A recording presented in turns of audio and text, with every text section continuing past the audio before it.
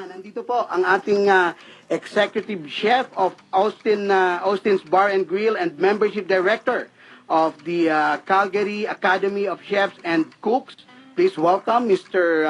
Chef Jun Kausapin. Magandang gabi sa iyo, sir. Magandang gabi po. Magandang gabi po sa inyo. Ayan, so kumusta naman ang araw mo ngayong araw na ito? Mabuting mabuti po. Ang mga nagdaang araw. Mabuti po. Okay, kukumustahin din natin ang kanilang kasama na ngayon narito. Isa pa rin chef, mga kaibigan. Siya po ang ating Provincial Apprenticeship Committee Board. Ayan. So, siya po ang nagsiserve para sa ating, siya po ay isang dining service supervisor ng Silvira for Seniors. Please welcome Chef Mars Bacani. Magandang gabi po. Ayun, ayos. Kumusta naman ang ating mga seniors, Mr. Mars Bacani? Ayos na ayos. Ayos na ayos. Enjoy na enjoy sila. Okay, at ang ating isa pang kasamang chef din dito, si Mr. Cesar Solidarios. Magandang gabi sa iyo, sir. Magandang gabi naman po. Ayun, so kumusta ka na? Mabuti po. Okay. Mabuti. Sa mga kayo nang galing at medyo parang hirap na hirap kayong bumiyahe. Sa po sa Elbow Drive. Elbow Drive. Medyo malayo po dito. Kala ko sa Edmonton kayo nang galing. Okay, unang katanungan para kay Mr. Chef Jun Kausapin. Ano ba itong pagiging chef mo, sir?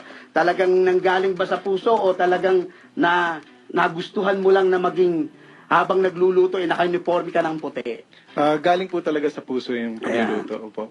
Kailan mo nalaman na talagang gustong-gusto mong magluto? Year 1998 po. Okay. Year 1998, nag-uumpisa ka na. Opo, nag-umpisa. Saan ka po. nag-uumpisa, sir? Nag-aral po ako ng culinary sa atin. Pagkatapos nag-OJT ako sa mga hotel. Ayun. Then, nagtrabaho ako sa hotel sa mga restaurant. Ayun. So, paano mo nakuha ang pagiging chef? As legitimate chef? Through experience po. Ayun. Okay, maraming salamat. At balikan natin si si Chef Mars Bacani. Mr. Mars Bacani, ano ba pagkakaiba pagka nagsiserve ng seniors, yung medyo bata-bata? Ano pagkakaiba?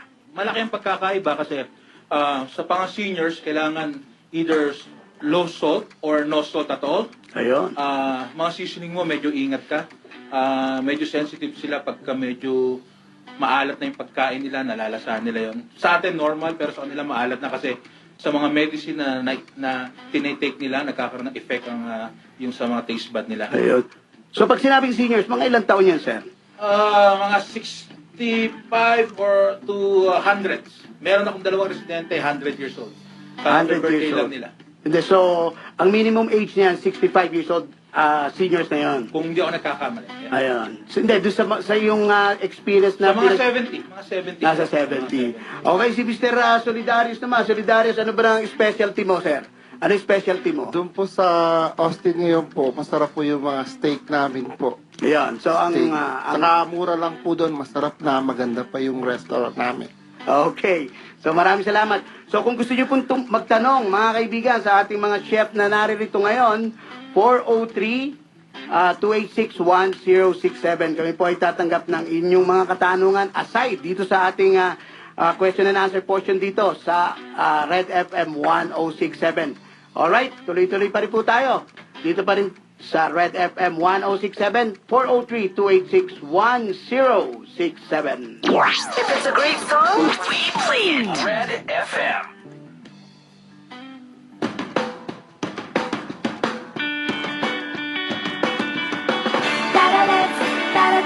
Let's di ka na mabibigo. Let's di ka na mabibigo.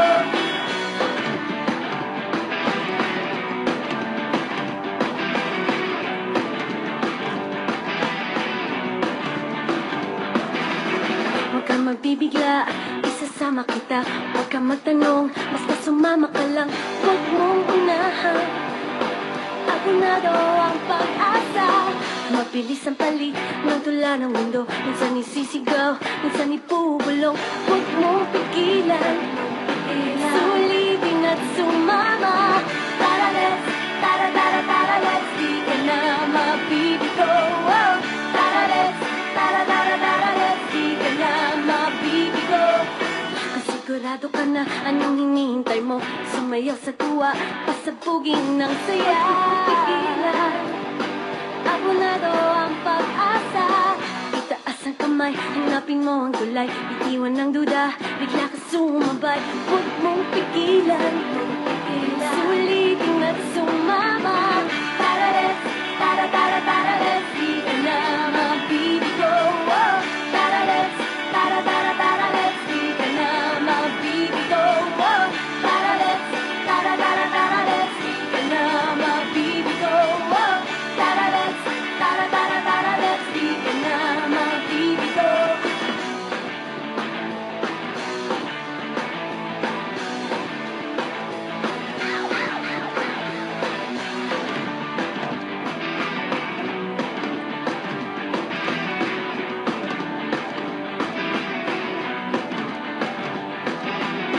Tara, let's, tara, tara, tara, let's. Tara, let's, tara, tara, tara, let's. Tara, let's, tara, tara, tara, let's. Tara, let's, tara, tara, tara, let's. Tara, let's, tara, tara, tara, let's. Di ka na mabibigo. Oh, tara, let's, tara, tara, tara, let's. Di ka na mabibigo. Oh, tara, let's, tara, tara, tara, let's. Di ka na mabibigo. Oh, tara, let's, tara, tara, tara, let's. Di ka na mabibigo.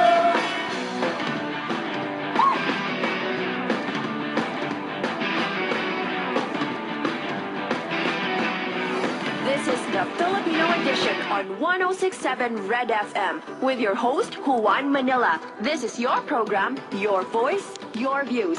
The Filipino edition. The Filipino edition. May minamahal, bawat taong may damdamin may minamahal. Tulad mo at tulad ko, nakadama sa isa't isa ng pag-ibig. At ngayon'y nagmamahalan ng tapat.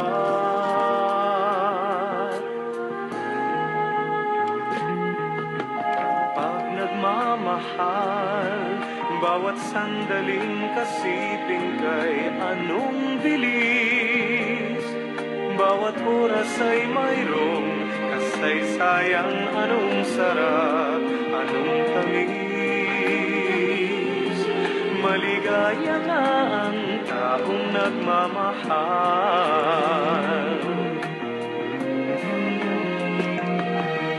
Kaya't ako'y napaligaya ng tunay mong pagmamahal. Ang lahat ng kagandahan ay nasa iyo. Ningning ng mata, lambot ng labi, at ugaling walang kapintasan na babalot ng halindog katuwang tunay. Pag minamahal, kulay rosas ang paligid ko sa tuwi-tuwing na nakayabak sa ulap, buong mundo'y nagagalak na mayroong nagtatalik na dalawang pusong nagmamahal. Kaya tayo'y magpasalamat sa ating kapalaran. Nasa atin ang kaganapang hinahanap ng bawat nilalang na may puso rin, dahil tayo'y hindi magbabago hanggang may buhay. May minamahal, bawat taong may damdamin may minamahal. Tulad mo at tulad ko, nakadama sa isa't isa ng pag-ibig. Kaya't habang may pag-asa kayo, humanap ng pag-ibig na totoo sa sakalang liligaya. Kung mayroon ng tunay na minamahal, may minamahal. Bawat taong may nanggaling ay may minamahal. Tulad mo at tulad ko, nakadama sa isa't isa ng pag-ibig. Kaya't habang may pag-asa kayo, humanap ng pag-ibig na totoo, sakalang liligaya. Kung mayroon ng tunay na minamahal, na minamahal.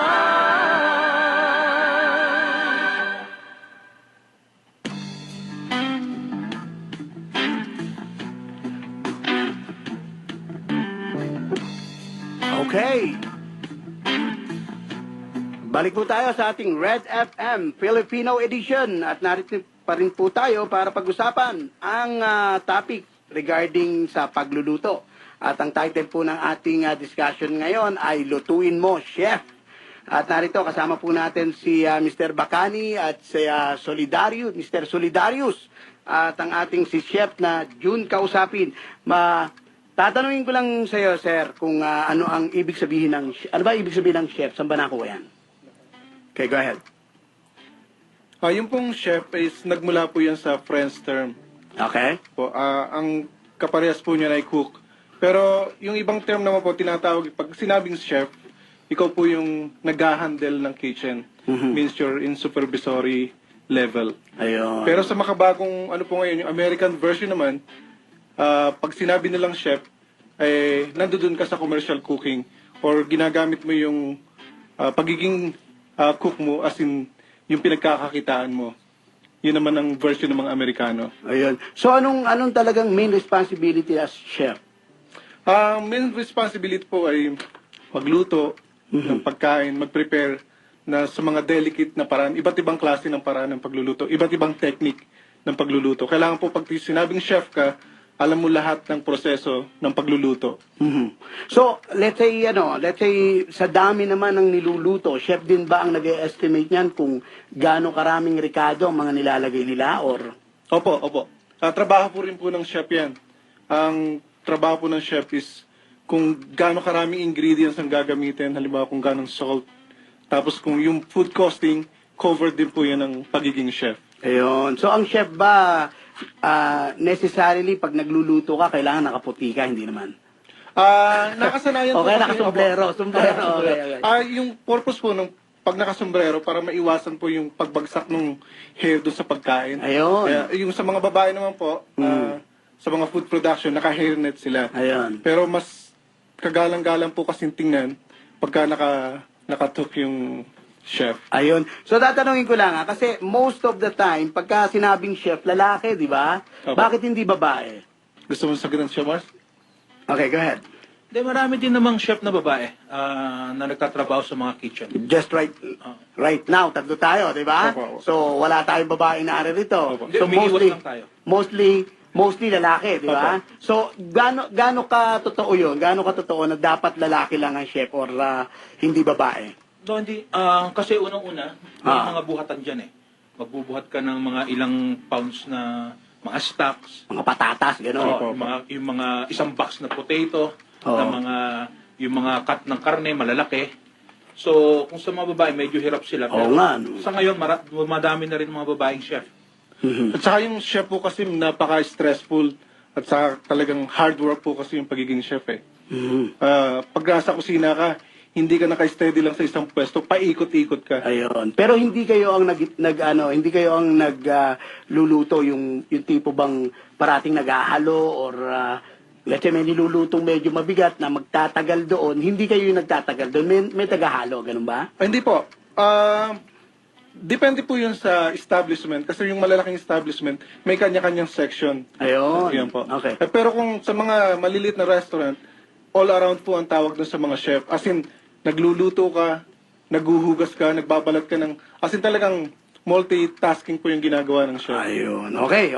Good. So, eto naman. Pag-usapan naman natin ang tungkol dito sa ating Calgary Academy of Chef and Cooks. Paano nagiging member dito at anong mga benefits ang nakukuha natin dito kung miyembro ka dito? Opo. Unang-una po, lahat po ng kusinero na marami mang experience po konti ay pwedeng maging member. Meron po kaming 2 category. Meron kaming junior category, yung hindi masyadong malaki ang experience. At meron naman kaming federation, national category. Kung ang experience nyo ay more than 8 years, doon po kayo kabilang. Ayun. Pero kung kahit hindi po kayo nag-aral ng culinary, kung natuto lang kayo ng experience, pwede po kayo maging member ng Calgary Academy of Chefs. So, and Cooks. gaano katagal na itong Calgary Academy of Chef and Cooks? Kailan nagsimula? Nag-start po sila ng 1958. Okay. Tapos in-incorporate po yan sa Canadian Culinary Association ng 1961 hanggang sa ngayon po tuloy-tuloy. Ayun. So pag-usapan natin yung yung sinasabi nating mga benefits na makukuha. Anong benefits na makukuha ulit natin? Napakarami po ng benefits na makukuha nila pag naging member sila. Unang-una, magkakaroon sila ng pagkakataon na makihalubilo sa mga elite chefs dito sa buong Canada, hindi lang sa Calgary, kundi sa buong Canada. Magkakaroon sila ng pagkakataon na ma-enhance yung mga knowledge nila sa dahil ng association. Meron kami mga program para i-enhance yung mga knowledge. Meron kami mga training seminars na ginagawa para sa mga members. Meron bang fee rito? Like application fee? Meron po. Pero napaka-affordable po ng fee. At yun naman pong fee na nakukuha ng association, ginagamit din po namin para sa mga pagtulong sa mga, anong tawag doon? Sa mga member or sa ibang association dito sa Calgary. Opo, tulad ng Like outreach program. yung mga outreach program din po. Okay. Kaya parang indirect na pag naging member ka ng association, is indirect na tumutulong ka rin sa mga sa kapwa mo na kapuspalad. Okay. Alright. So yun ang mga benefits na nakukuha pala. So, ibig sabihin, pwede bang magamit natin to? Kunwari, pupunta tayo sa isang restaurant o sa isang hotel na ipipresent natin as a member of Calgary Academy of Chefs and Cooks. Makakatulong ba to sa ating presentation? Napakalaking bagay po dahil kapag member ka ng association, parang brotherhood po kasi yun eh. Okay. Kapag ka merong aplikante na member ng association, mas binibigyan ng priority na ma-hire kaysa doon sa mga non-member. Ayun. Okay. Babalik ulit tayo sa ating mga chefs, mga kaibigan.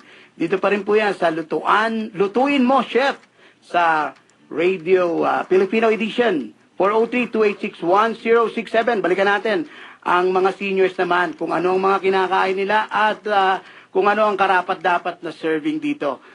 Dito pa rin po yan sa ating Filipino Edition.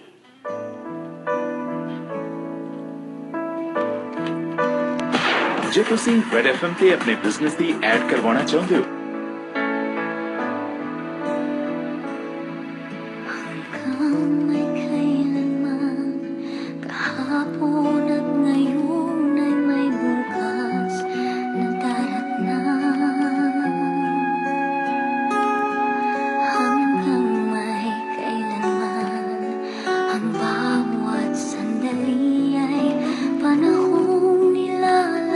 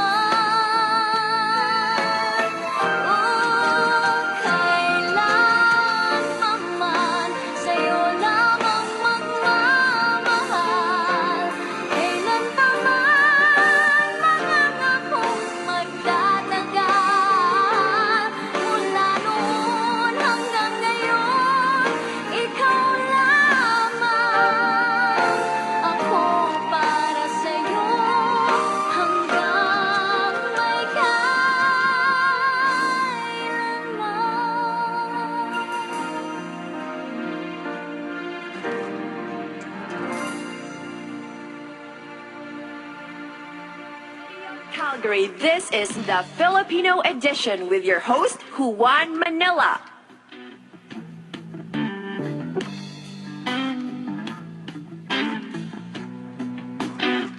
Alright, balik pa rin po tayo sa ating Filipino edition. Isa munang patalastas para sa ating mga kaibigang tagapakinig. Si Chavez daw po, mga kaibigan. Chavez, Barrera, binisita si Pacquiao. At 2 kadete ng ROTC sinipa ng PUP dahil sa hazing. Ano ba naman yun? Sinipa. Dahil daw sa hazing sa ROTC. So si Chavez, mga kaibigan, at si Barrera ay binisita si Pacquiao dito sa ating wildcard gym sa Hollywood ngayong Martes. Si Chavez po, siya po ang ating 51 years old na itinuturing na pinakamagaling na boksingero sa Mexico. Bit-bit ang 107-6-2 na boxing win-loss draw record na may 86 knockouts. 6 na beses din naging kampiyon si Chavez sa 3 dibisyon kung saan siya ang kauna-unahang Mexican na makagawa nito. Samantala, dating karibal ni Pacquiao si Barrera kung saan naging break ng karir ni Sarangani representative ang pagkakapanalo niya laban sa Meksikano noong 2003. Naghahanda ngayon, mga kaibigan, si Pacquiao para sa kanilang muling paghaharap ni WBO welterweight champion Timothy Bradley sa April 12 sa MGM Grand Las Vegas. At ang 2 kadete ng ROTC sinipa ng PUP dahil daw sa hazing.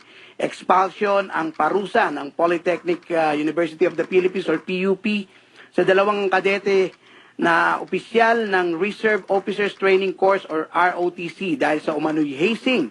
Nakilala ang 2 kadete na sina Daniel Tuico at Lizelle Ariston na sinipa sa pamantasan ni University Vice President Juan Virion base na rin sa rekomendasyon ng Disciplinary Board. Nagpakita ng medical certificates at larawan ng kanyang mga natamong bugbog na si Sheena bilang ebidensya laban sa 2 kadete. Ayon sa patakaran ng PUP, maaari daw pong iapila ni Tuico at Aristo naman ang desisyon kay University President Emmanuel de Guzman.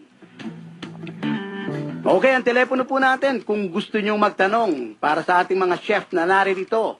403-286-1067. Balik tayo kay Chef Mars Bacani. Siya po ang ating Provincial Apprenticeship Committee Board member para po sa cook trade. Ayan. So, Mr. Bacani, nakita natin dito, kayo po ay nagsiserve para sa mga seniors. So, ang seniors na sinasabi nyo, from 70 to 100 years old. So, nakakita na tayo ng 100 years old, ha? Yes, sir. Meron na. Meron na tayong 2 residente ko, happy birthday lang mga last week. Ayan. So binigyan sila ng isang store ng libreng cake. Libreng cake. Okay, sir. Ang tatanong ko lang, para dito sa mga 100 years old, sila ba magana pang kumain? Ano ang mga gusto ng mga gantong edad? Usually, ang mga seniors natin, especially dito sa Canada, ang hilig lang nila is potato, beef, and mashed gravy. Diyan buhay na sila. Mm-hmm. Pero dahil sa Canadian Food Nutrition Guide, pinagbabawal na ang mag-serve ng mga ganito kasi nakakasama ito sa mga health ng mga matatanda. So ngayon, ang organization namin, ang Silvera for Seniors, ang direction namin ngayon is i-serve sa matatanda fresh as possible. It means that na hindi lang potato, hindi lang mashed potato, hindi lang mga karne ang ibibigay natin, kundi mga fresh na mga prutas.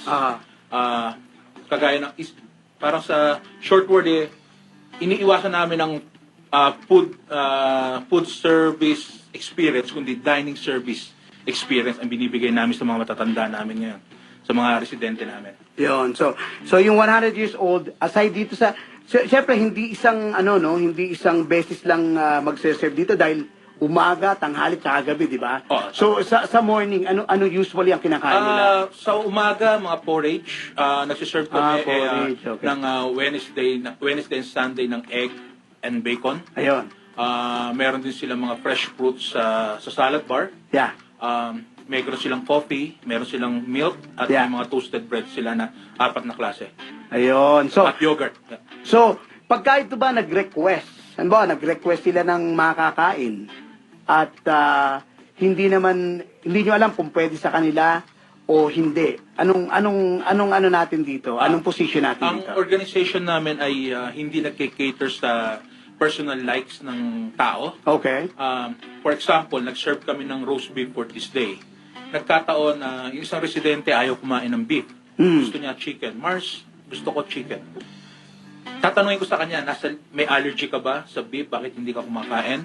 Or bakit ayaw mong kumain? Pag sinabi niya, ayoko lang, hindi po pwede. Ayun. Okay. So, sa ngayon, every lunch, meron kaming binibigay na 2 alternative. Kung nag-serve kami ng roast beef, meron kaming chicken or pork so dalawang meat lagi ang sineserve namin. Ayun. Okay. So aside dito, kung halimbawa wala kayong mga kasama as chef, kulang kayo sa mga tauhan, ano pa ang ibang responsibilidad pang ginagawa ng chef para sa ikagaganda ng inyong pagluluto at ikagaganda ng inyong ang flow ng trabaho? O yun, yung iba, akala nila very lucrative ang position ng chef. Ang hindi nila alam, kami rin ay nag-uugas ng plato, nagmamap kami ng mga flooring, nagtatanggal kami ng mga pinagkainan, at naglilinis kami ng mga table. At minsan, nag-aayos pa ako ng TV ng mga residente. Kung kailangan. Bali, additional work yun, ha? Additional work. Okay. So, yung pagtatrabaho nyong ganon, kunwari na wala yung kasama, kayo na rin ang gumagawa, di ba? Kailangan. So, may dagdag ba sa kinikita nyo to o wala? Wala, palakpak lang. At Palakpak lang. salamat lang ang ibibigay sa'yo. Okay. Alright. Ayan po si Mr. Chef Mars Bacani. Kung gusto niyo po magtanong, 403-286-1067. Dito po sa ating Lutuin Mo, Chef. Dito pa rin po yan sa Filipino Edition 1067 CKYR FM. This is the Filipino edition on 1067 Red FM with your host, Juan Manila. This is your program, your voice, your views. The Filipino edition. The Filipino edition.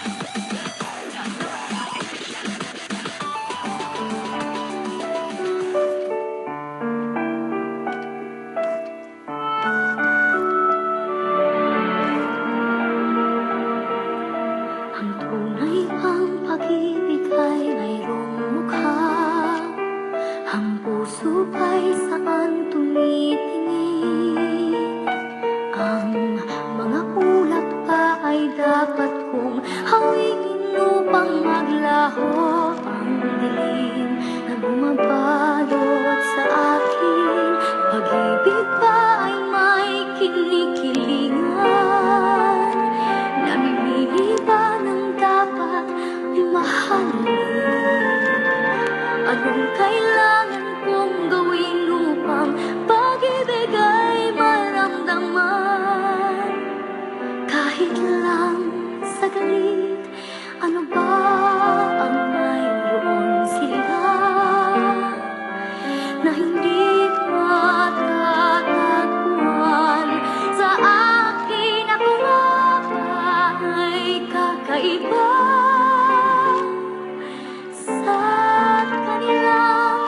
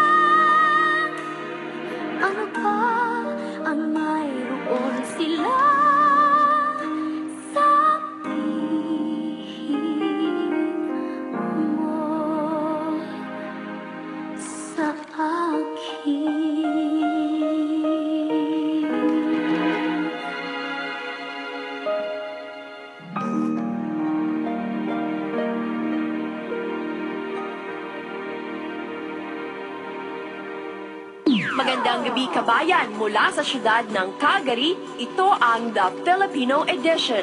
Kasama ang inyong host, Juan Manila. Hatid sa inyo ang musika, balita at talakayang Pinoy.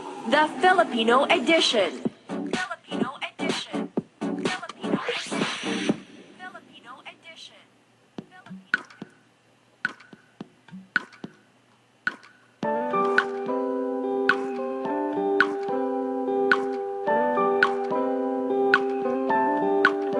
Wala ba siyang panahon sa'yo? Hello? Apo? Good evening. Pwedeng magtanong sa guest mo, Juan Manila? Sabay na Opo, go ahead. Yeah, ito po yung tanong para do sa tatlong chef na guest nyo na very informative ho ang mga sinasabi. Okay. So, sa Filipino dishes so mapunta tayo. So, sa kanilang tatlo, pwede sagutin po nila kung ano ho sa mga pagkaing Pilipino ang masasabi nilang parang mahirap lutuin o parang yung maraming arte para lutuin ito para mapasarap. At ano po yung putahing Pilipino na madali lang, parang madaling lutuin lang ho. Yung mahirap at yung madaling lutuin. Okay. So, ang tanong po ninyo, kung ano ang Pilipinong dishes na mahirap at madaling lutuin. Oho, at Okay. yung isa mahirap pong lutuin. Mahirap lutuin. Okay, maraming salamat po. Okay. ako. Huwag mo nang itanong, basta narito lang ako.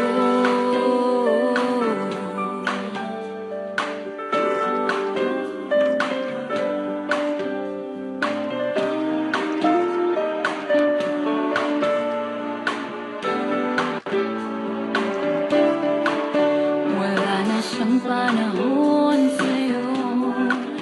Ayaw pakinggan ang mga problema mo. Kapag tinatawagan mo, lagi nang nagtatago. Di na siya natutuwa sa'yo. Ito lang ang masasabi ko. Nandito naman ako, makikinig sa mga kwento mo. Kahit buong araw pa, pati na rin ang mga tabi mo. Yung hindi niya kayang ibigay sa'yo, kahit doble kayang-kaya ko. Huwag mo nang itanong, basta narito lang ako. Nandito naman ako, makikinig sa mga kwento mo. Kahit buong araw pa, pati na rin ang mga tabi mo. Yung hindi niya kayang ibigay sa'yo, kahit doble kayang-kaya ko. Huwag mo nang itanong, basta narito lang ako. Huwag mo nang itanong, basta narito lang ako.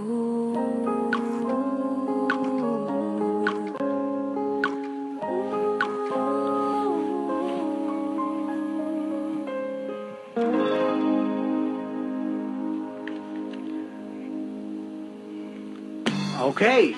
Balik po tayo sa ating Filipino edition. Meron pong nagtanong sa atin na kung ano daw po ang mahirap at madaling lutuin na Filipino dishes.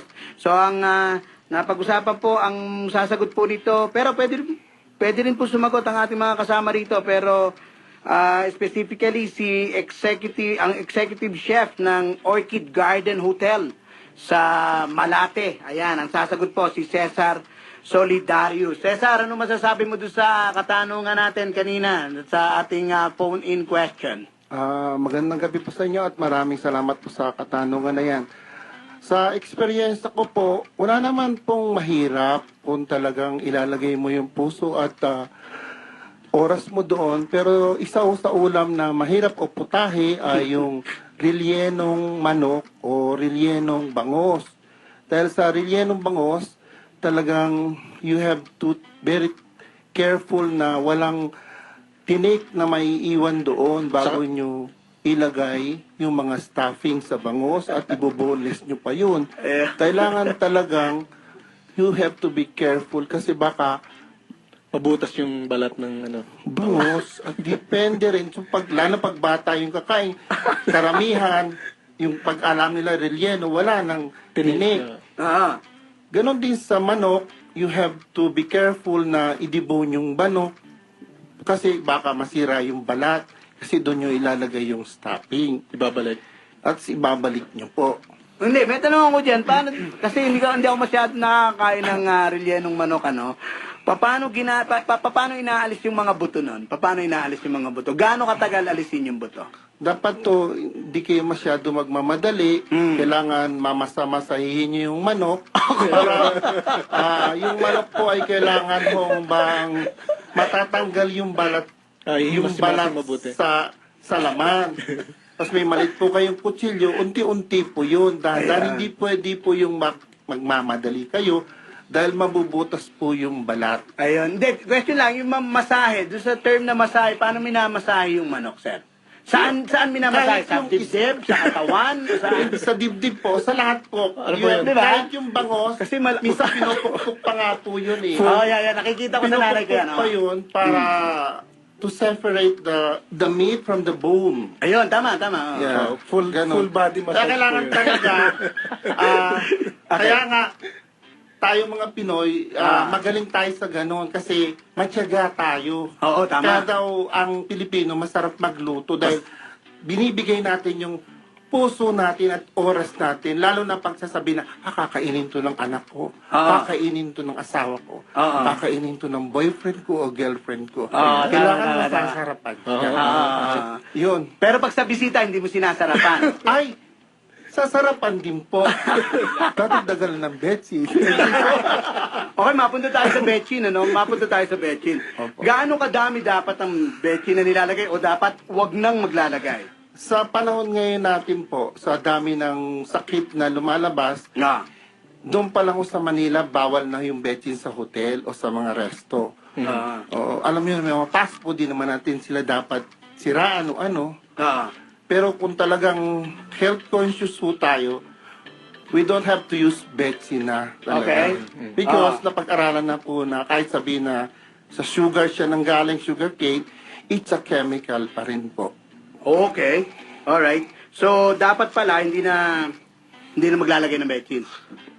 Wag na po, kasi, Wag na. kasi pag nasanay, lalo na pag isa kang kusinero, pag nasanay kang gumamit ng betchin, para bang tingin mo sa luto mo, hindi masarap pag walang betchin. Hindi na masarap yung luto mo pagka wala kang secret ingredients sa betchin. Oo, parang kasi yung mind mo, dinidictate na, oy, maglagay ka ng betchin.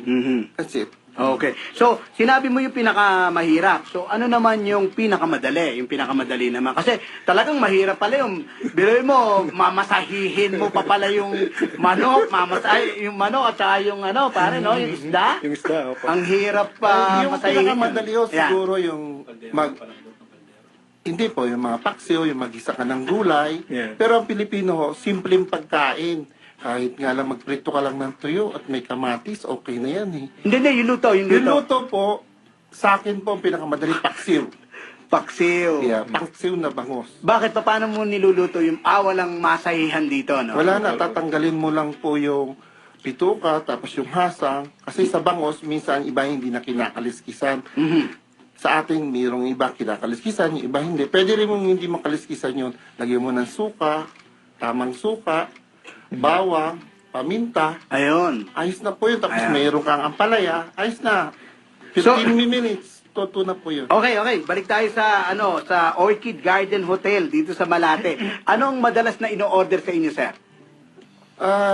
Sir, doon sa Orchid Garden, po lang ano doon may breakfast po, may a la carte, tapos may mga function room po doon. Buffet pala yun. Apat ang function room.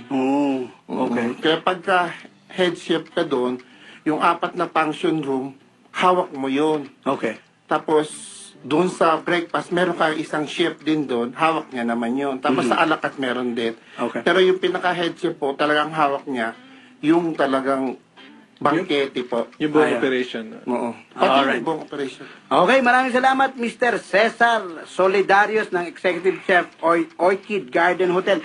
Babalik po tayo para sa mga benepisyo ng temporary foreign workers dito sa Calgary at sa ating mga karatig lugar dito na para po kung kayo po ay magiging miyembro ng Calgary Academy of Chef and Cooks, ano po ang magagawa para sa inyo? Dito po yan sa ating para sa temporary foreign workers. Ako po yung magbabalik. Isang awitin muna ni Ella May Saison. Ikaw ang lahat sa akin.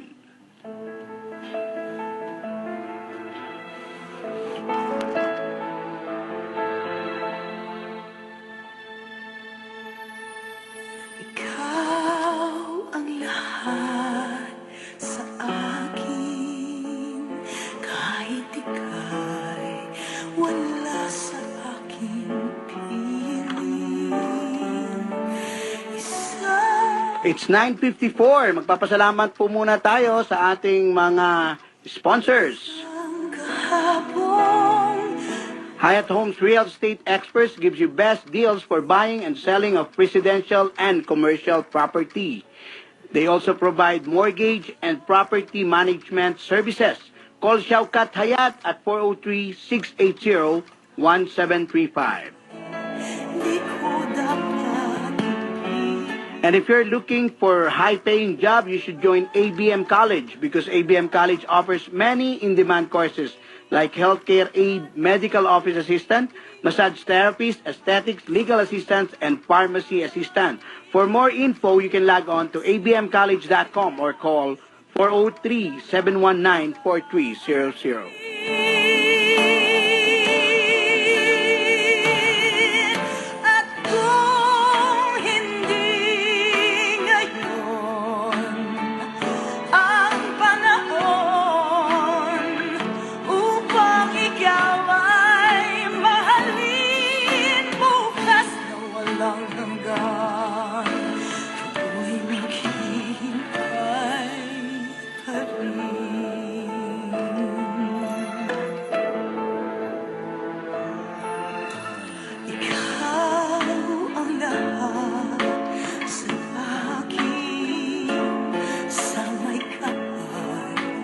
Aking dinadalangin, dapat ba kitang limutin?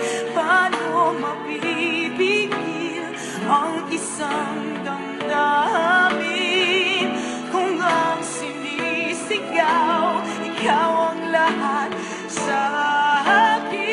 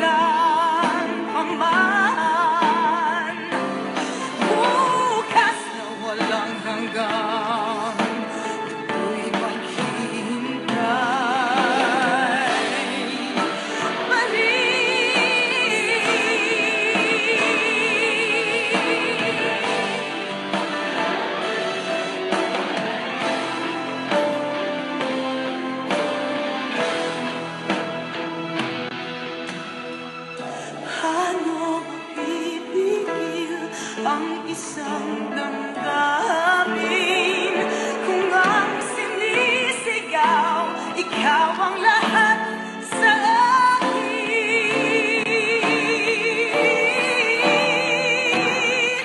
Ako hindi ngayon ang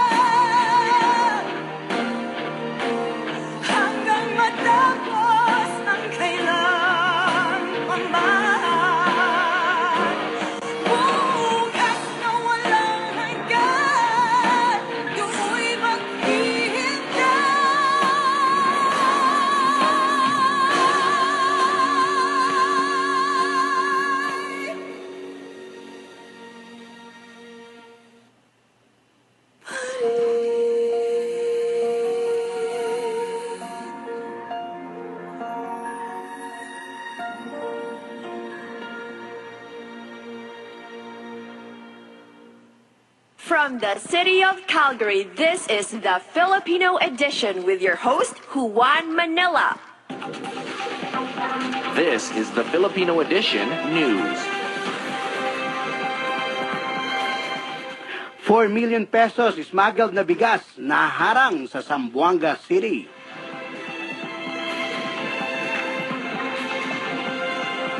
Umabot sa 4,000 na sako ng smuggled na bigas ang naharang ng mga otoridad sa isang pribadong daungan ng bangka sa Zamboanga City. Na kumpiska ng Zamboanga City Public Safety Company or ZCPSC ang mga bigas mula sa ML Princess Sibuto na mula ng Tawi-Tawi. May tatak na AAA ang mga 4,000 na sako ng bigas na tig 25 kilos na napag-alaman ng pinadala ng isang Alnesar Usman. Walang maipakitang kaukulang papeles si Usman, kaya naman kinumpiska ang mga bigas na naaabot sa 4 million pesos ang halaga. Wala rin naipakitang manifesto ng kargamento ang may-ari ng bangkang dimotor na si Hul Arab Akan ng Bungaw sa Tawi-Tawi. Nasa kustodya na ng Bureau of Customs ang mga nasabat na bigas. Tag-araw idideklara ngayong linggo ng pag-asa. Unti-unti nang nawawala ang epekto ng hangin, amihan at inaasahan ang pagkawala nito ngayong linggo ayon sa State Weather Bureau. Sinabi ng Philippine Atmospheric, Geophysical and Astronomical Services Administration or PAG-ASA ngayong Miyerkules na maaari nilang maideklara ngayong linggo ang panahon ng tag-araw. Dagdag nila na umiiral na ang sterilize o ang mainit na hangin mula sa karagatang Pasipiko sa silangang bahagi ng bansa. Kinakailangang mawala ng tuluyan ng hanging amihan, manaig ang sterilize at magkaroon ng high pressure area or HPA bago magdeklara ang pag-asa ng panahon ng tag-init. Samantala, maglalaro sa 22 hanggang 33 degrees Celsius ang temperatura sa Metro Manila. Makakaranas ng maaliwalas na papawirin ang buong bansa na may pulu-pulong pag-ulan sa hapon o gabi.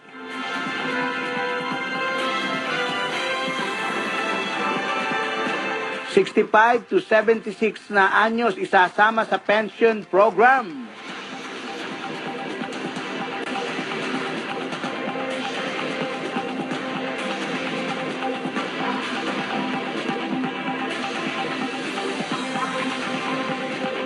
Dapat isama na rin sa social pension program ng gobyerno ang mga mahihirap na senior citizen na nasa pagitan ng 65 at 76 years old. Ayon kay Senator Ralph Recto, sa ngayon ay mga mahihirap na senior citizen na may edad 77 years old pataas lamang ang nakakatanggap ng buwanang tulong mula sa pamahalaan. Kung isasama na rin ang nasa pagitan ng 65 to 76 years old, aabot sa 770,804 senior citizens ang matutulungan ng pamahalaan mula sa kasalukuyang 479,080. Ang batas tungkol sa pagbibigay ng tulong sa mga mahihirap na senior citizens na may edad 77 years old pataas ay ipinasa 4 na taon na ang nakakaraan. Kailangan namang itaas ang pondong inilalaan ng pamahalaan sa programa sa 2.87 billion pesos mula sa 4.62 billion pesos ngayong taon. Pero ayon kay Recto, ang karagdagang 1.75 billion pesos ay maaaring i-absorb sa 2.6 trillion pesos indicative budget ceiling sa 2015 budget.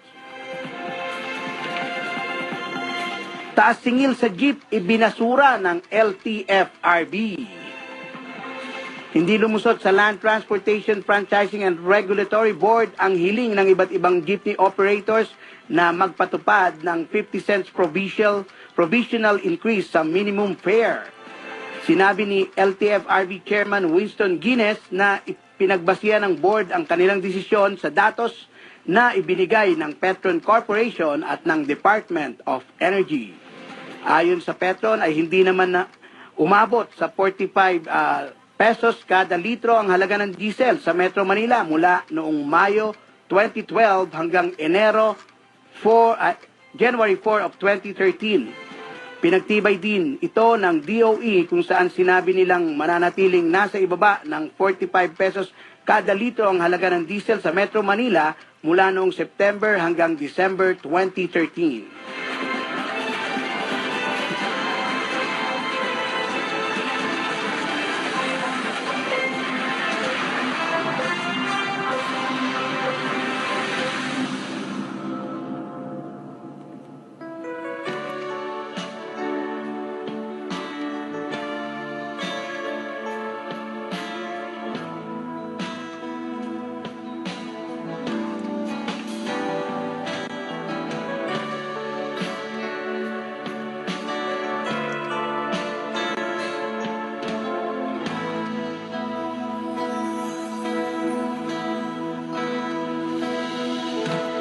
Di ko malimutan ang iyong mga larawan, ang iyong mga pangako, ako lang. Kahit nasaan ka man, malayo o malapit man, ang pag-ibig ko'y iyo lamang. Ika'y pangarap ko sa tuwina, lagi kang laman ng isip. Ikaw ang siyang tibok na rindigdig. Kahit na anong mangyari, ikaw at ikaw pa rin. Wala akong ibang ibigin. Lulubog, lilitaw ang buwan at araw, patuloy pang lalakad ang panahon. Ako'y magmamahal sa'yo, hindi ito magbabago. Pag-ibig ko'y laging laan-laan sa'yo. Minamahal, minamahal kita.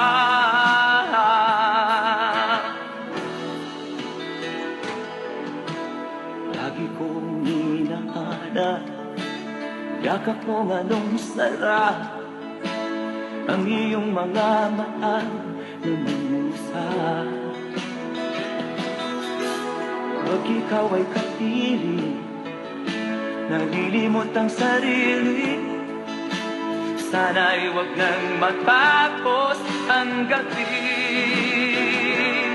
Lulubog, lilitaw ang buwan at araw, patuloy pang lalakad ang panahon. Ako'y magmamahal sa'yo, hindi ito magbabago. Pag-ibig ko'y laging laan lamang sa'yo. Minamahal, minamahal kita.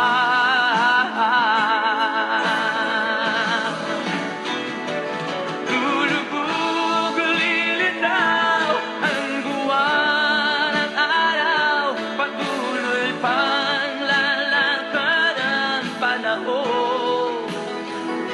Ako'y magmamahal sa'yo, hindi ito magbabago. Pag-ibig ko'y laging laan lamang sa'yo.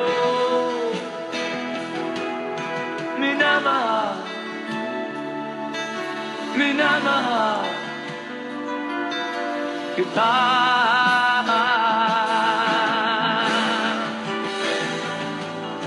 Minamahal, minamahal kita.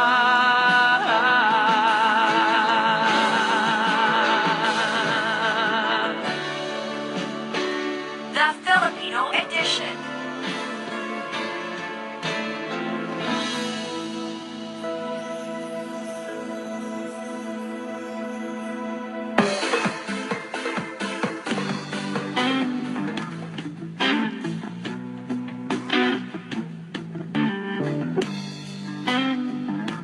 Okay, balik po tayo sa ating Filipino edition.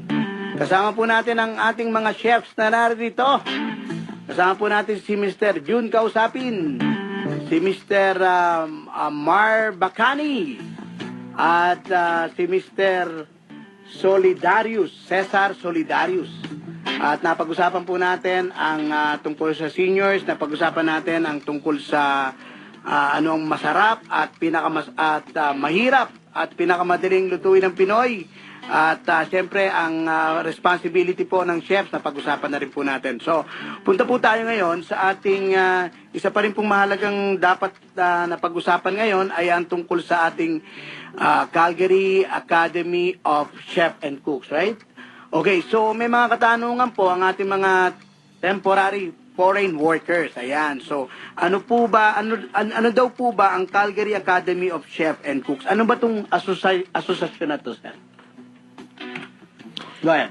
Ang Calgary Academy of Chefs and Cooks po ay local branch po siya ng Canadian Culinary Federations. Okay. Ito po ay samahan ng mga chefs dito sa buong Canada. Hindi lamang pang Canadian, kundi pati sa lahat ng mga temporary foreign workers kasama po dyan. Ayun. Lahat po ng lahi na nandito sa Canada. At ang pinakang layunin po, kaya gusto namin silang maging member ng association, is ito po yung brotherhood ng mga chefs dito sa aming profession. Okay. So, kung hindi ka pa kasama dito, kung hindi ka pa miyembro ng Calgary Academy of Chef and Cooks, marami silang namimiss pala kung ganon. Napakarami po ng namimiss nilang opportunity. Okay, so as junior member, sino yung sinasabi, kasi may mga nakalagay dito, junior member, federation member. Let's talk about junior member. Kung ano yung junior member, ano yung qualification nito? Opo. Yung junior member po, kung beginner pa lang sila dito sa larangan ng pagluluto, kung ang experience sila is from 0 to 6 years ang experience nila, doon po sila qualified sa junior category. Ginagawa po ng association lahat ng paraan para ma-accommodate lahat ng klase ng experience ng mga chefs or cook. Ayun. So, ibig sabihin, kung sila ay sasanib sa Calgary Academy, meron silang application fee, right? Meron silang, magkano to? $61.50. Opo. Saan kaya napupunta yung $61 para sa asosasyon? Yung pong $61 is mapupunta yan dito sa local and national office. Ayun. Opo. Okay. So, let's talk about federation member naman. Opo. Yung Opo. federation member, sinasabi natin na so from 0 to 6 years, yung junior member. Opo. So yung federation member naman, so from 7 years to pataas? And up po. And above? Okay. Opo. Alright. Yun po yung sa federation member. Yan po yung talagang well-experienced na ng mga cook.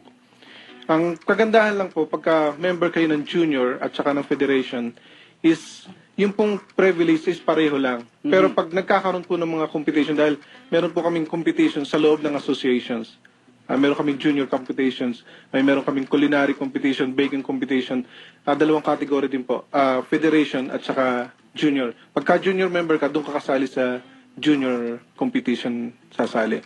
At doon naman po sa national, doon naman kayo sa national category. Ayun. So federation, yun yung federation member? Opo. Okay. So sir, tatanungin naman kita, let's say, ano ang proof mo na kung nag-apply ka rito, ikaw ay junior member, meron kang experience na ganito, ano yung pwede mong ipakita sa kanila? Yan ba'y nanggaling sa trabaho or from another academy or another society with regards to their experience in cooking? Kung foreign workers ka, kailangan mo ng employer certificate. Yung mga certificate ng natapos mo kung nag-culinary ka sa Pilipinas or kung sa anumang bansa. Yung employer certificate mo kung saan ka nagtatrabaho ngayon. Siguro daras si Chef Jun na makakasagot. Okay, go ahead. Tama po yun. Kasi, di ba magtatanong kayo kung from 0 to 6 years, saan ka nang galing? Ano yung legitimate na documents na pwedeng ipakita na ito yung aking experience, di ba? Unang-una po yung work permit. Ayun, okay. Opo. Papakita doon kung saan ka connected ngayon na nagtatrabaho. Kung Ayun. talaga bang nasa food service ka ba talaga? Kung nasa kitchen ka ba talaga? Okay. So, ibig sabihin, kung ikaw nagtatrabaho na kung ano sa food server ka, pwede ka pa rin mag-apply dito. Hindi po. Diyan po sa mga cook lang po yan. Sa kitchen kitchen lang po talaga. talaga. Opo. Okay, alright. So, yung sa Federation member, ito naman ang ating $261, right? Opo. $261. Ba't magkaiba? Ba't malaki ang pagkakaiba? Kasi po yung karamihan po sa mga junior, yung mga estudyante pa lang po ng culinary. So hindi pa sila masyadong kumikita. Unlike yung doon sa mga talagang well experience na mga nasa posisyon, mga chef de partie, sous chef, malalaki na po ang kita ng mga yan. Ayan. Kaya yung contribution nila sa association, mas malaki. So, Chef, kausapin, annually ba itong binabayaran or just for the application? Yan po yung one-time membership fee. One time, Opo. okay. Opo. Alright. So, ano yung good news natin para sa ating mga tagapakinig na TFW? Opo. Bago ko po start yung sa TFW, Yeah. gusto ko lang pong sabihin na pag nagpa-member kayo, makaka-receive kayo ng 2 klaseng certificate. Okay. Galing ng Calgary, ng local Calgary Academy of Chefs, meron kayong certificate. Meron ding certificate na manggagaling sa national, as in Canadian Culinary Federation. Tapos meron kayong medal, meron kayong ID ng Canadian Culinary Federation, at meron kayong talagang letter na nagpapatotoo na member kayo ng association. Ayun, okay. Good. So, ano yung good news natin para sa temporary foreign workers? Ang magandang balita po natin sa mga temporary foreign workers na namumroblema ngayon kung paano sila magpa-file ng permanent residency dahil nagkaroon nga po ng problema dahil in-stop yung sa CEC. Ngayon, ang pagkakataon na lang is kailangan magkaroon sila ng Red Seal certification. Yun na lang yun po yung pagkakataon para makapag-file sila ng permanent residency. So, paano naman sila magkakaroon ng Red Seal application? Opo.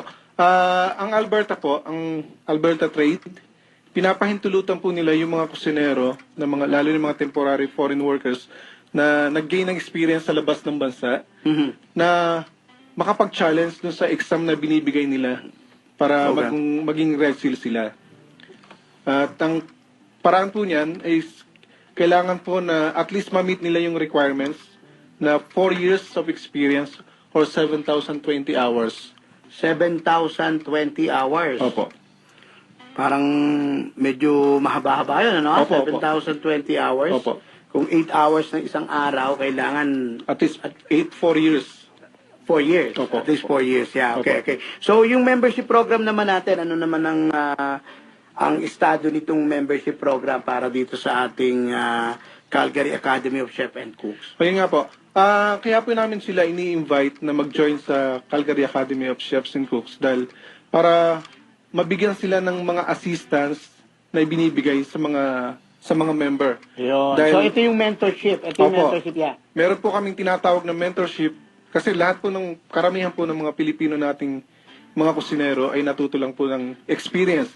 Hindi po talaga sila nakapag-aral ng culinary, ng formal culinary training, hindi sila nakakuha sa school. Okay. Ngayon, yung po mga senior member ng associations, pwede po silang lumapit at magtanong, magpaturo. Tulad ni Chef Mars, pwede silang turuan ni Chef Mars kung ano ba talaga yung mga standard na culinary na dapat nilang matutunan. Okay. So, ang gaano katagal naman yung mentorship program nito, sir? Meron bang dito? Ito yung member ka na nito, di ba? Opo. Hindi ka pwedeng turuan kung hindi ka member, di ba? Pwede rin po, pero mas ini-encourage namin sila na magpa-member. Ayun. Opo. As long as wala pong wala pong limitation, wala pong time limit yun. As long as meron silang tanong na nagugulan sila, gusto nilang malaman, pwede po nilang kontakin yung mga member ng association para magpaturo sila. Okay, babalikan natin ang ating mga chefs, mga kaibigan. Pag-usapan naman natin ang exam preparation at saka yung mga documents needed for application.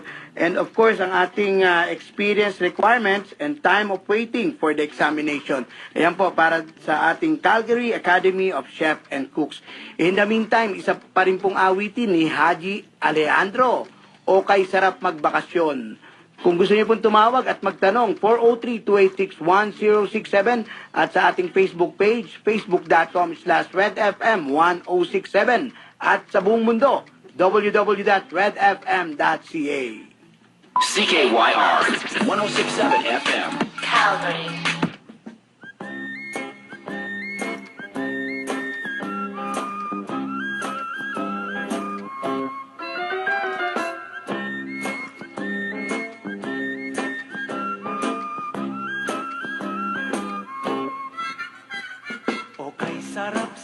sana nang magbakasyon, mainit buong maghapon.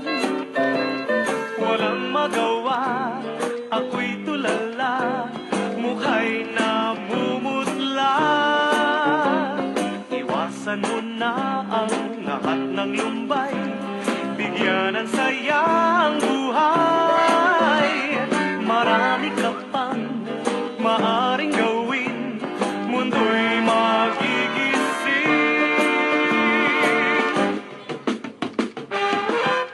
Halika na't magsama-sama, tawagin mo na ang lahat ng barkada, sa bukid, sa dagat, o kahit saan.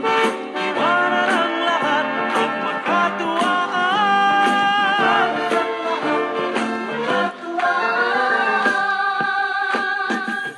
Barya at damit lamang ang siyang baon, mayamang ka sa panahon.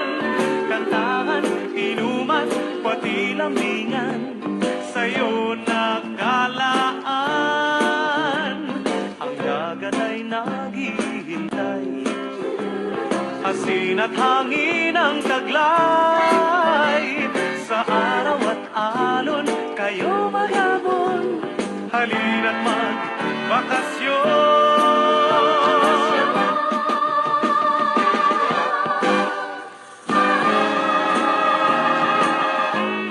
Halika na't magsama-sama, tawagin mo na ang lahat ng barkada, sa bukid, sa dagat, o kahit saan. Iwanan ang lahat at magkatuwaan. Halika na't magsama-sama, tawagin mo na ang lahat ng barkada, sa bukid, sa dagat, o kahit saan. Iwanan ang lahat at magkatuwaan. Halika na't magsama-sama, tawagin mo na ang lahat ng barkada, sa bukid, sa dagat, o kahit saan. Iwanan ang lahat at magkatuwaan.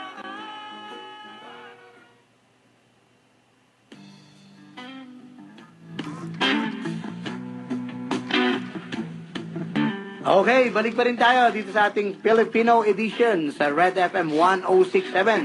And you're listening to CKYR FM.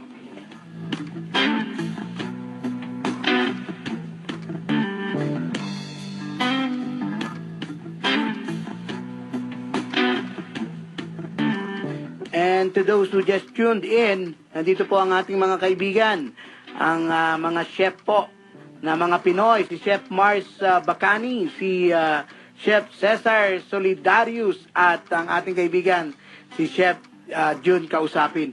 Napag-usapan po natin ang Calgary Academy of Chef and Cooks, at dadako po tayo sa ating natapos na yung ating mentorship program. Sino pwede sumagot nito para dito sa ating exam preparation assistant? Sino ang tumatayo para dito sa ating exam preparation assistance? Meron pong dinesign ang Calgary Academy of Chefs and Cooks. Yeah. Dahil nga po, napakarami na po nagpapamember ng mga Pilipino at alam nila na puro temporary foreign worker. Okay. At kailangan mag-challenge dun sa exam. Kaya meron pong dinesign sa SAIT na yun po ay 2 weeks intensive program, culinary training. Whole day po yun for 2 weeks. At itatackle po nun lahat ng area ng culinary. Kaya malaking tulong po yun sa mga member ng associations. Okay. So, gaano katagal na? So, 2 weeks lang to. Oh, 2 weeks lang po. So, ang ibig sabihin, it doesn't matter kung dito sa preparation na to, kung hindi ka nakapunta o nakapunta ka, pero kung ikaw ay booked for this exam preparation assistance, hindi na nila masasagot or wala na silang concern kung pumasa ka o hindi. Tama ba yan? Opo, kasi ano po yan, preparation lang po sa exam. Hindi naman po yan mandatory, optional po yan. Kung gusto mo, okay. Kung gusto niyo Ayaw po. mo, Opo. wag. Okay, Kung hindi okay. kayo kung sigurado kayo na pag challenge yung exam, papasa kayo kahit wala yung 2 weeks na yan, pwede nyo pong gawin yun. Ayun, okay. So punta tayo dito sa mga dokumento. Ano mga dokumentong kailangan dito? Kung gusto nyo pong mag-apply, pwede nyo po kaming tawagan, pwede nyo kontakin si Chef Mars o ako, o kahit sino pong member ng association ay matutulungan po kayo. Or pwede po kayong mag-login sa Alberta Trade Secrets, yung website po nila. Hanapin nyo lang po yung Works Experience Certification Program. Ando doon po lahat ng mga application form na kailangan. Or pinakamadali po, i-message nyo lang po ako sa Facebook, June Kausapin, at pumunta po kayo sa restaurant, sa Austin's Bar and Grill. At meron na po ako mga ready doon na mga form. Ituturo po namin sa inyo kung paano pag-fill up at kung saan kayo magpa-file at kung ano pa yung mga dapat nyong i-prepare. Ayun. So, let's say nakapasa, sir. Before talking about this Opo. experience requirements and time of waiting for the examination, let's say nakapasa na sila, they are legitimate member of Calgary Academy. Pwede ba nilang gamitin to sa ibang bansa? Let's say nagpunta sila sa Dubai. Nagpunta sila sa Japan. Pwede ba nilang i-presento na para sa kanilang trabaho o hindi? Yung pong sa certification, doon sa pagiging member ng association, pino-honor po yan kahit saan kasi member kayo ng association. Pero yung pong sa Red Seal, May mga bansa na ino-honor ang pagiging Red Seal dito sa Canada. May mga province din dito sa Canada na hindi ino-honor ang pagiging Red Seal. Ayun. parang kanya-kanyang province po kasi kanya-kanya rin ng license, di ba? Ng certification. Okay, so that is based on the territory siguro, di ba? Opo. Kasi ang Red Seal is the whole Canada except some territories. Ang journeyman is only for Alberta. Paki-explain mo nga yung journeyman kung anong ibig sabihin ng journeyman kasi maraming hindi nakakaintindi. Sa exam, sa pagiging certified Canadian chef dito sa Canada, dalawang klase yan, ang journeyman at ang Red Seal.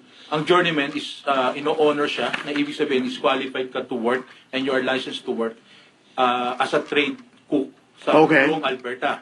Pero pagka journeyman ka sa buong Canada except sa some territories. Ayun. Okay, alright. So pagiging journeyman, paano mo makukuha as journeyman? Paano ma-accomplish as journeyman dito? So yung iba, challenge talaga. Ako, experience ko is nag-apprentice ako sa SAIT under mentorship of Martin Makulowicz, who's my former executive chef and former president of the Association of Chefs and Cooks here in Calgary. Okay. So yung iba, challenge nila yung exam. May mga nakakapasa. Pero kung ako tatanungin nyo, dinidiscourage ko na i-challenge lang to. Kasi ang mga tanong doon, mga tanong sa examination ay hindi madali. So kung ang experience mo is sa isang malit na restaurant, paano mo sasagutin ang mga tanong na what are mother sauces? Ano ibig sabihin ng mga marking doon sa mga cut of meat? Anong different kinds of cooking method? Okay. So sa malilit na restaurant hindi tinuturo 'yan eh. So ibig sabihin hindi sinusunod 'yon sa maliliit na restaurant. So sa malalaki doon sinusunod 'yon. In which wala silang experience if they are working in just like a typical restaurant, right? So yun ang ibig sabihin. Naging fortunate lang ako dahil yung mentor ko na tinuro sa akin lahat yung mga dapat kong malaman sa kitchen.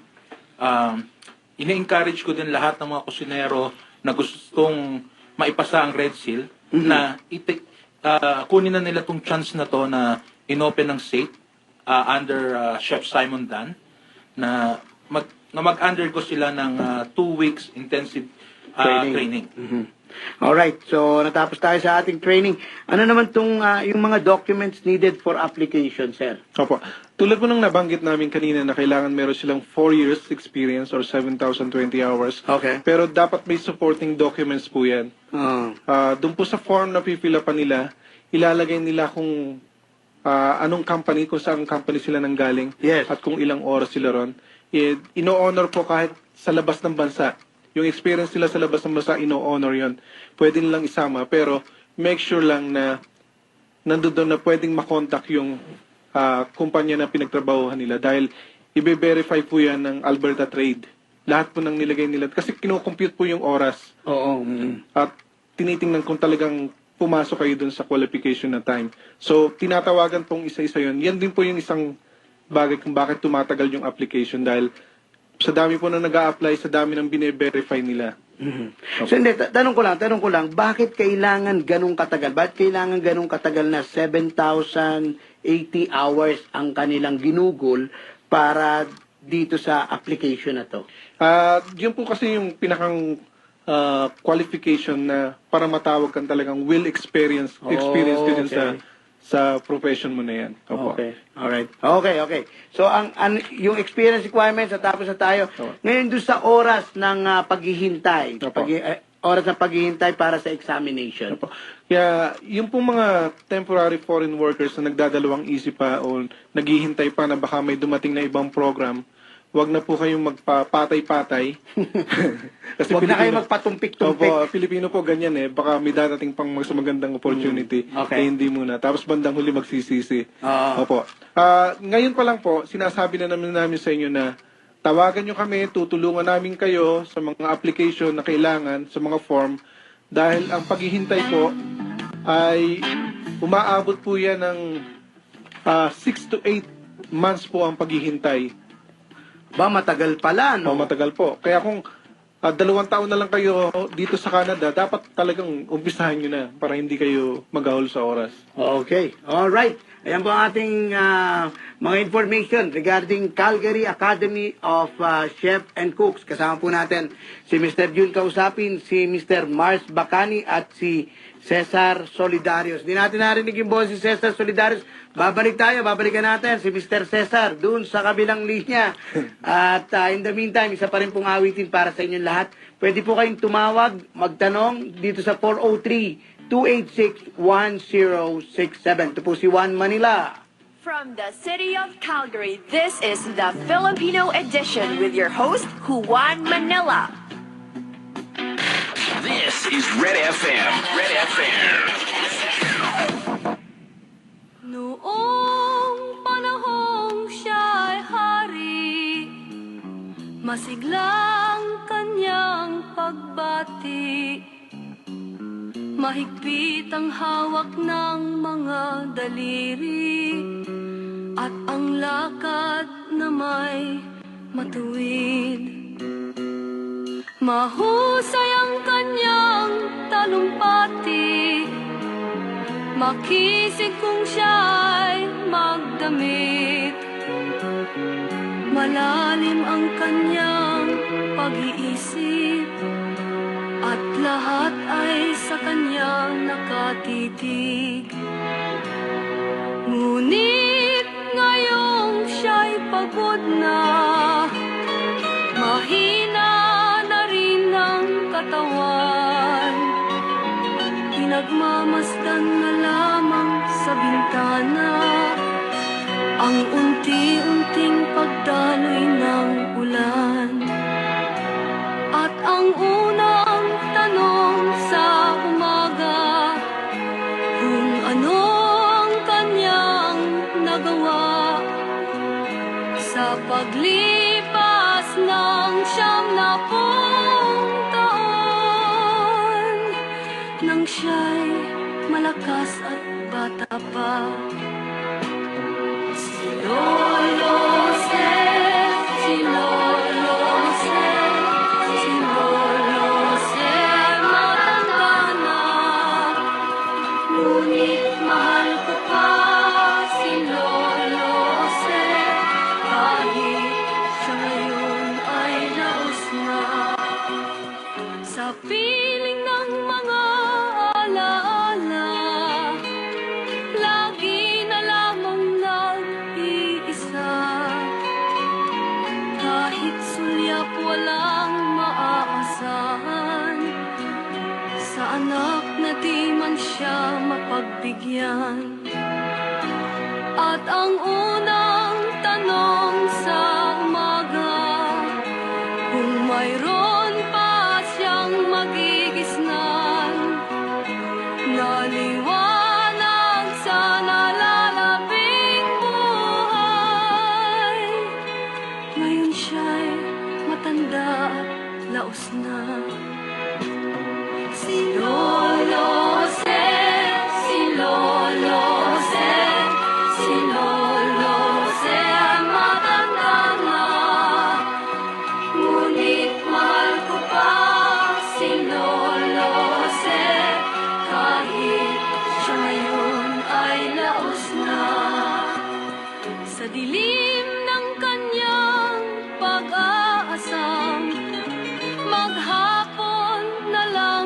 makabantay.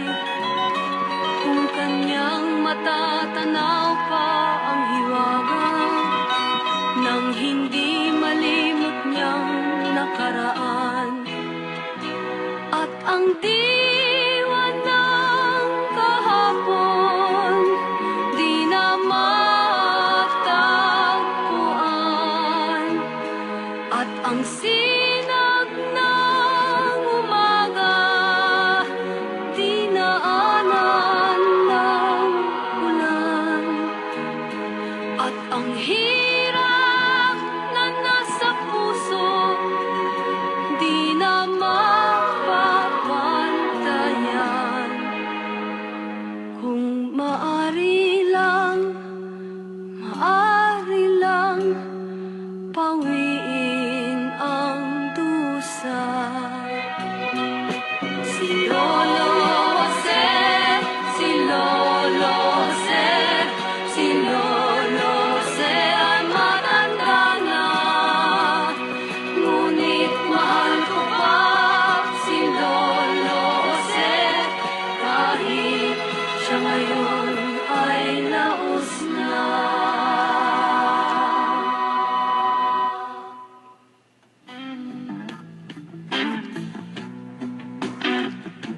Okay, balik po tayo sa ating Filipino edition. Ayan po ang awiting si Lolo Jose ni Corita. Kung natatandaan niyo yan, 1980s. Ayan, maliit na bata na ako noon. Nagtatatakbo na ako noon. At kinakanta ko yan dahil ang lolo ko, ang pangalan ng lolo ko po, Jose. Ayan. Si Lolo Jose po ay umabot din ng 101 years old. Tiga rito po yan sa Calgary, si Lolo Jose Comia. Ayan, alright. So balik pa rin po tayo sa ating Lutuin Mo, Chef. At kasama natin ang ating kaibigang si Cesar Solidario. Isa rin po siyang chef dito sa Orchid Garden Hotel. Sir, ang katanungan natin ngayon, ano po ba ang madalas na nagpapasarap sa Pinoy na sangkap sa ating mga Pinoy na lutuin? Ano po talagang nagpapasarap? O yung sabihin bensin, ha? Hindi po. Okay. Ang talagang nagpapasarap po ng lutuin natin ay kailangan po na ang mga sangkap natin ay talagang, kumbaga sa isda ay sariwa. Ayun. At ang mga karni natin ay talagang Bagong katay. bakang katay at hindi yung masyadong na frozen.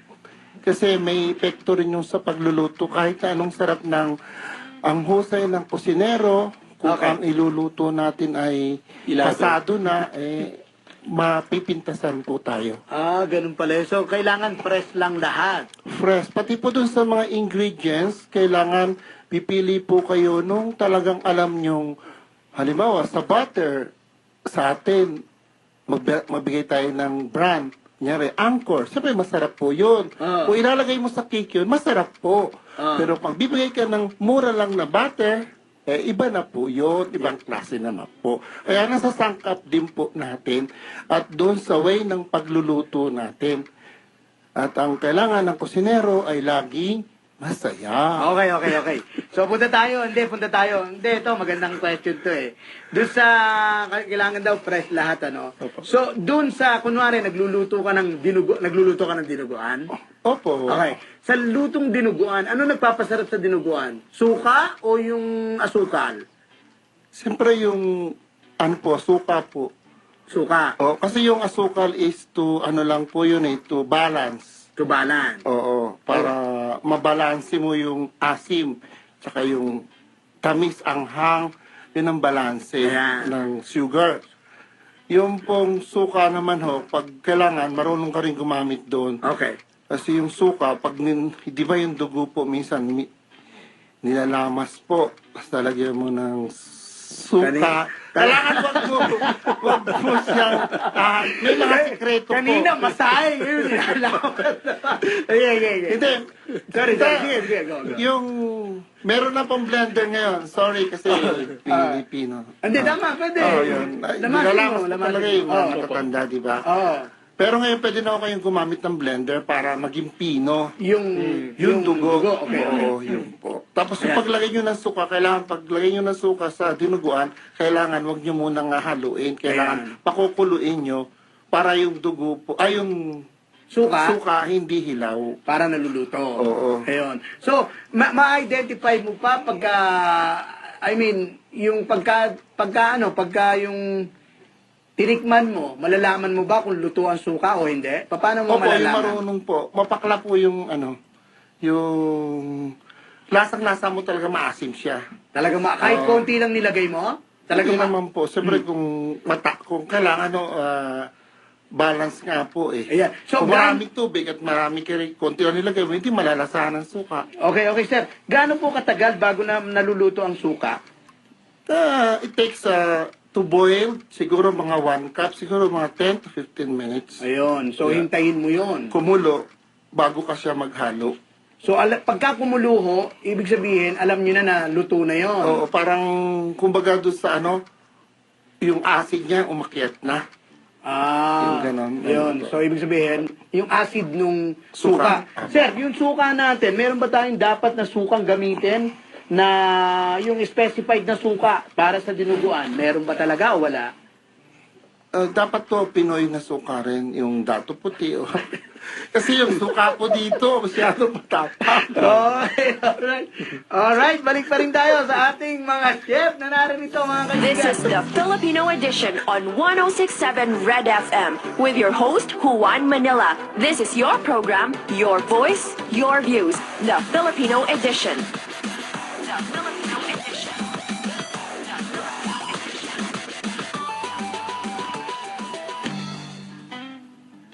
Eto na, ang ating katanungan para naman sa ating career as chef dito, mga kaibigan.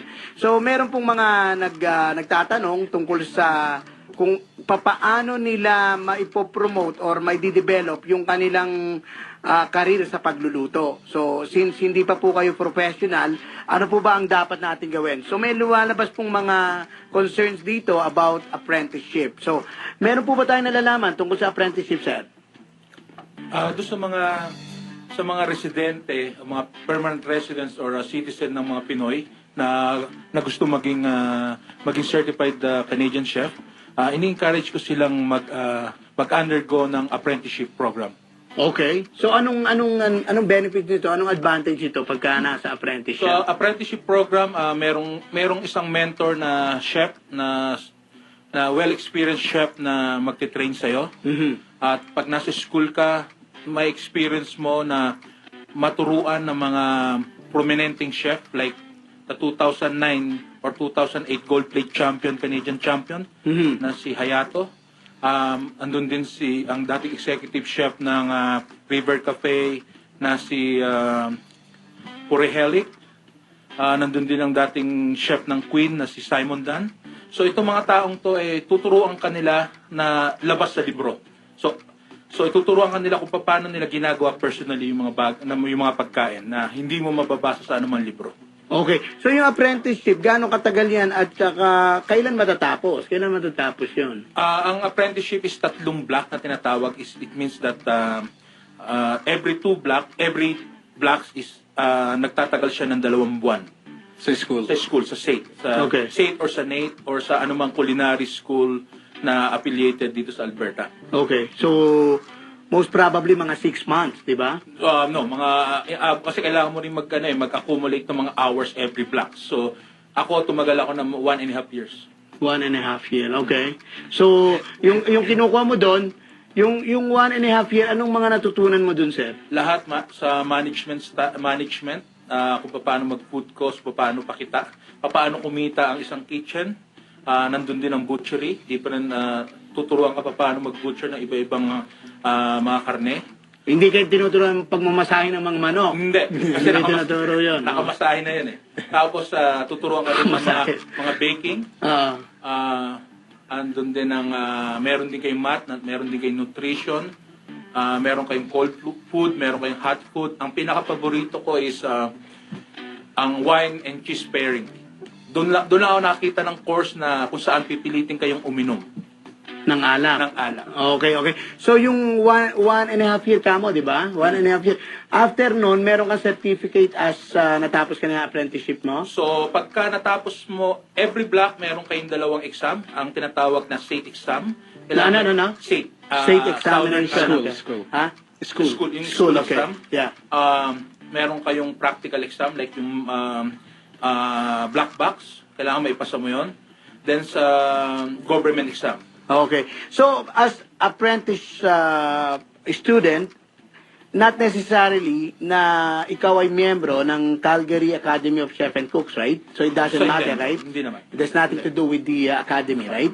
So, basta kung gusto mo mag-apprentice, so yun ang sinasabi mo doon sa ating mga kababayan. Yeah, so ang sinasabi ko ng apprenticeship is yung mga talaga nagluluto na talaga sa kusina, na permanent residence ka or citizen ka na, hindi pinapayagan ng yung mga foreign workers kasi subsidized kasi ang tuition ng government. Ang government ang nagbabayad ng mga tuition. Ayun. So, pero, eventually, pag natapos ka na dyan, babayaran mong pabalik sa gobyerno, di ba? Hindi. Nung first year, magbabayad ka ng 900 plus mga less than 1,000. Pag naipasa mo lahat ng exam mo, kunyari first year, kinuha mo ang first year mo, pag nag-enroll ka, magbabayad ka ng less than 1,000. Tapos pag naipasa mo lahat ng exam mo, yung first year mo, naipasa mo lahat, bibigay sa iyo ng government is 1,000 grant. Okay. Ganon din sa second year. Ang pinakamaganda yung third year kasi magbabayad ka na ng less than 1,000. Pag naipasa mo yung journeyman mo, naipasa mo yung 2 exam mo sa school, sa SATE, at 2 exam mo sa government, yung journeyman at Red Seal exam, ibibigay sa iyo ng government na 2,000 as a grant. Bibigay sa iyo ng gobyerno. So, sa total year na binayad mo mga less than 3,000, ang makukuha mo sa gobyerno is total 4,000. So, panalo ka ng 1,000. So, ang ibig sabihin doon sa apprenticeship, kung ikaw ay papasok as apprentice, di ba? Kailangan bang may grant ka na sa gobyerno o wala pa? Wala pa. Kailangan may pasa mo muna lahat yung exam mo sa bawat block. Hindi, pero yung pag-examination mo, ikaw magbabayad nun. Ibig sabihin? Hindi, bayad na lahat yun. Hindi. Doon sa tuition mo na 1,000, Oo. bayad na lahat yun. Kaya nga, yung tuition mo, ikaw magbabayad sa gobyerno. Hindi.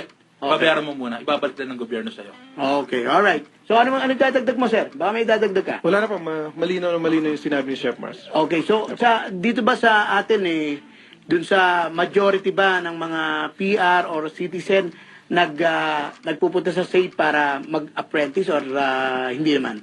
May mga nag-schooling nag-schooling na regular 2 years, yung mga regular student. Yeah. So nag-stay sila, nag-schooling sila for 2 years doon. Yung iba apprentice.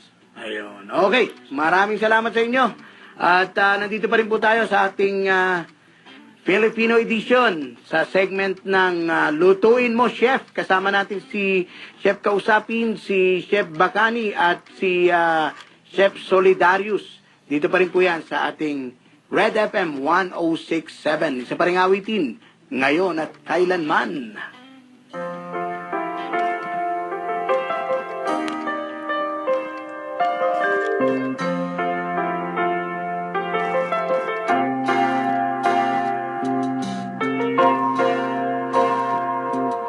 Ngayon at kailanman, sumpa ko'y iibigin ka. Ngayon at kailanman, hindi ka na mag-iisa. Ngayon at kailanman, sa hirap o ginhawa pa, asahang may kasama ka, sinta. Naroroon ako tuwi na maaasahan mo tuwi na, ngayon at kailanman.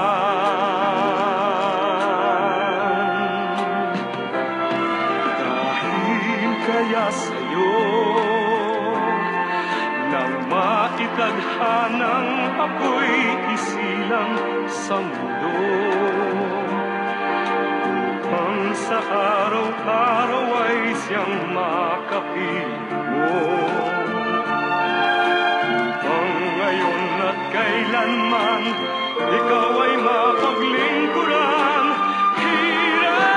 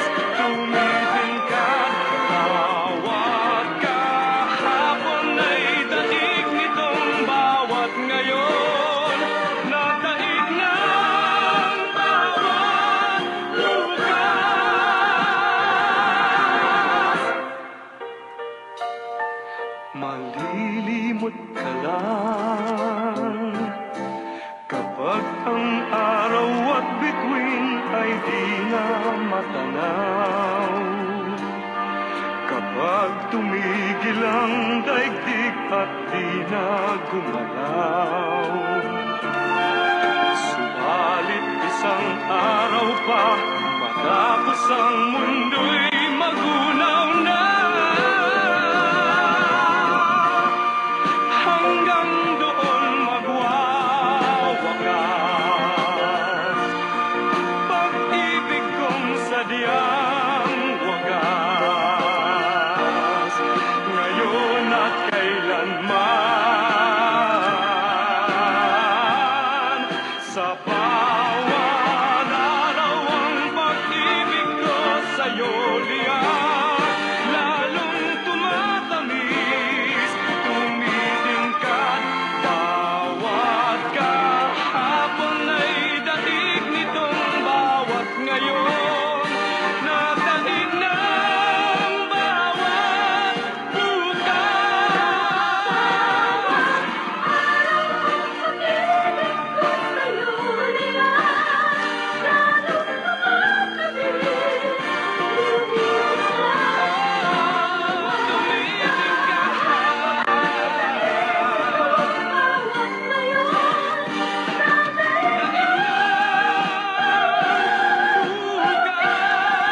Labis kitang mahal,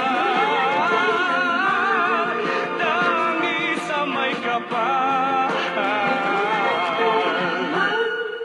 Ngayon at kailanman.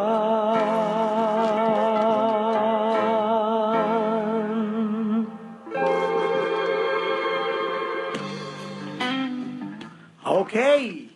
It's 10:52 mga kaibigan at kami po'y pansamantalang mamamaalam at magkikita-kita po muli tayo sa Lunes at Martes dito po sa ating Filipino edition from 9 to 11 po tayo at CKYR FM dito po yan sa Calgary. Kasama natin si Chef Jun Kausapin. Maraming salamat sa inyong pagdating at maraming salamat sa mga informasyon na binigay niyo sa amin at of course sa ating mga televiewers. Go ahead, sir. Maraming salamat po unang-una po sa inyo, Sir Red, sa pag-invite nyo sa amin, sa pagkakataon na maipromote namin ang associations para sa ating mga kababayan. Sa mga kababayan po namin na nakikinig, maraming salamat din po sa inyong pakikinig sa malaganap na programang ito ni Sir Red.